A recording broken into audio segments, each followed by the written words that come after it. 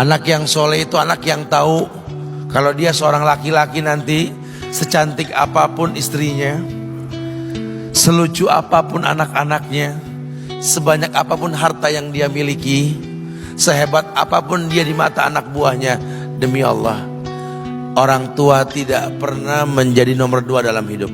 Ini banyak orang yang suka salah ini. Cuma gara-gara dunia, orang tua panjang mata menanti kedatangan anak. Jangan, ya, jangan. Anak yang soleh tahu sekali, sampai kapanpun ibumu, ayahmu, sampai kapanpun. Dunia nggak membuat dia lupa ada berkah keramat dunia hidup di atas muka bumi ini. Dia nggak repot datang ke makam-makam para wali. Orang tua nomor 1 yang dia temui. Ini orang hebat. Ini banyak di antara kita makam-makam didatengin, di mana saja didatengin, ngalap berkah. Orang tua panjang mata, berlinang air mata menanti, mana anakku? Mana pohon yang pernah kutanam? Mana pohon yang pernah kurawat? Kudengar dia sudah mulai berbuah, ingin kurasakan buahnya. Berani mengeluarkan dana jutaan untuk hal-hal yang gak disyariatkan. Ini orang tua panjang mata. Rela ndak rela, orang tua kita akan mendengar dan melihat. Ma, aku pengen nikah, aku pengen berkeluarga, Ma. Ya orang tua ya seneng lah. Cuma kalau inget metik buahnya belum terasa, ya ada perasaan kayak gimana gitu loh. Karena dia tahu setelah ini dia akan menikah. Bahwa anak orang ada kehidupan yang berbeda yang bakal dia rasa. Orang tua makin hari makin rentan, bukan makin seger. Yang perempuan dibawa orang, ya Allah. Baru kemarin perasaan mainin poni, ini anak perempuan kita, betul. Baru kemarin mainin kepangan rambutnya, ya Allah. Ya Allah, baru kemarin perasaan saya titah dia, titah, ya Allah. Belajar jalan, bisa berlari bawa sesuatu, coret-coret tembok, aduh Masya Allah. Sekarang udah gede, dibawa orang, ya Allah, Masya Allah. Yang laki dekat sama mamahnya. Baru kemarin tangan mungilnya kita tuntun, kalau kelepas dia nangis, betul. Sekarang tangannya keker besar, tangan ibunya keriput, betul. Mau nangkep tangan anak pun sudah mulai susah. Membawa anak orang datang dengan gagah, cium tangan, cipika-cipiki, udah. Ma, kita jalan dulu, Ma, ya. Udah, Mama, udah.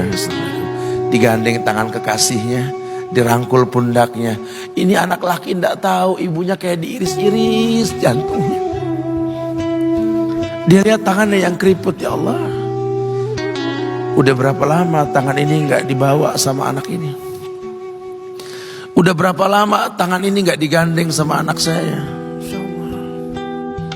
Kita merasa bangga akur merangkul istri kita, ibu kita ngelihat pundaknya. Udah berapa lama pundak ini gak dirangkul seperti itu, ya Allah. Dulu aku berdandan secantik-cantiknya, ku dandankan anaknya, ku bawa di hadapan kawan-kawanku bangga. Lihat anakku. Tapi dia gak pernah berdandan rapi membawa aku ke hadapan teman-temannya. Lihatlah ibuku.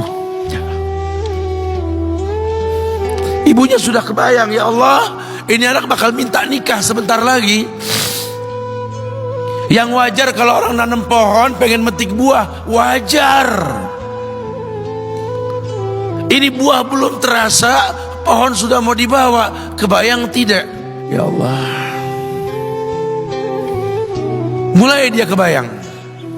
Sehingga rasa-rasa seperti ini menjadi tumpukan rasa di hati orang tua kita, yang nanti pada akhirnya dia pun bakal kembali ke hadirat Allah, kita pun bakal kembali ke Allah, betul? Sementara yang namanya kemuliaan datang dengan cara sabab yang benar. Ridallah fi ridal walidain wa sukhtullah fi sukhtil walidain. Ridanya Allah ada di ridho orang tua, murkanya pun sama. Karena semua ibadah yang dia lakukan berujung pada surga. Dan yang paling gampang ketika dia mau menaklukkan dunia, demi Allah, berkah orang tua dulu yang dia ambil. Ini dirasa oleh orang mulia yang Nabi katakan, innahu min ahlis sama, innahu min ahlis sama. Manhu? Siapa dia? Sahabat, manusia yang pernah hidup zaman sahabat tapi nggak ketemu Rasul, yang bernama Uwais Al-Qarni, pemuda miskin pengembala kambing di negeri Yaman. Padang tandus yang dia tinggal di situ, yang dia kesampingkan hidupnya untuk ibunya, untuk ibunya. Tidaklah terucap kalimat satu yang ingin ibunya pengen, kecuali Uwais pasti akan melakukannya apapun, dan ibunya cacat. Apa kata Uwais? Tidak akan pernah terlontar kata dari mulut ibuku kecuali kan kulakukan yang dia inginkan. Masya Allah. Ibunya cacat dan dia menomorduakan diri, yang penting orang tuanya dulu. Hingga satu waktu ibunya berkata, wahai Uwais, ibu sudah tua. Andai kematian mendatangi ibu, ada beberapa keinginan yang ibu pengen merasakan keinginan tersebut. Mungkin enggak ya?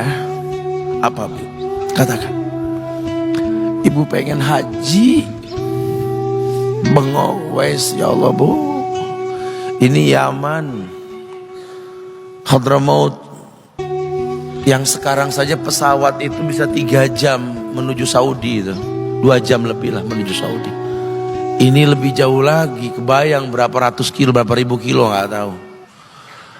Ya baiklah ibu, kata Uwais, aku tidak pernah menolak permintaan ibuku, tapi kali ini aku tidak bisa menjawab karena mikir gimana caranya ini. Apalagi dia seorang pemuda yang punya penyakit sopak, ada tanda-tanda putih di bagian badan itu kayak pano besar gitu tuh. Udahlah, terserah gimana nantilah. Yang penting ini nomor 1 dalam hidup ini. Dia beli seekor anak sapi, digendong tiap hari itu sapi sama si Uwais menuju puncak gunung.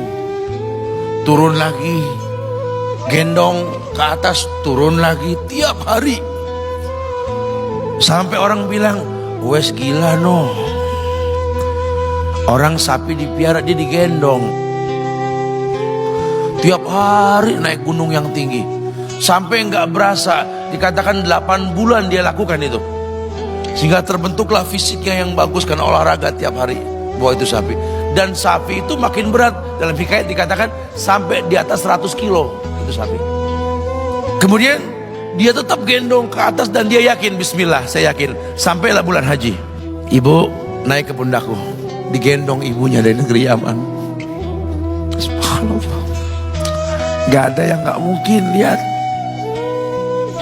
dibawa ibunya ke Mekah, bertawaf di Ka'bah, dunia menyaksikan. Bahkan hikayat mengatakan dia sempat bertanya kepada sahabat Abdullah bin Umar, aku telah menggendong ibuku dari negeri Yaman menuju Mekah, bertawaf di Ka'bah ini, sudahkah aku membayar jasa ibuku? Apa kata sahabat Abdullah bin Umar? Bahkan satu hentakan napas pun ketika melahirkanmu belum terbayar. Bahkan satu hentakan napas pun ketika melahirkanmu belum terbayar. Dia selesaikan tawafnya, dia selesaikan tawafnya. Selesai tawaf, dibawa ibunya ke makom Ibrahim untuk sholat 2 rakaat. Selesai sholat, dia angkat tangan, dia berdoa kepada Allah, ya Allah, ampunkanlah ibuku ya Allah. Ampunkan ibuku ya Allah. Masukkanlah dia ke sorgamu ya Allah. Masukkan dia ke sorgamu ya Allah. Ibunya berbisik, Uwais, sudahlah, mintalah pada Tuhanmu ampunan untuk dirimu dan sorga untukmu. Wallahi wahai ibu, Allah ampunkan kamu, Allah masukkan kamu ke sorga, cukup untukku. Ridhomu yang kubutuhkan wahai ibu. Lihat, manusia saleh, hasil doa Rabbi habli minas salihin. Lihat, makanya ketika Nabi mengatakan innahu min ahli sama, ini manusia penghuni langit. Umar, Ali, temui Uwais.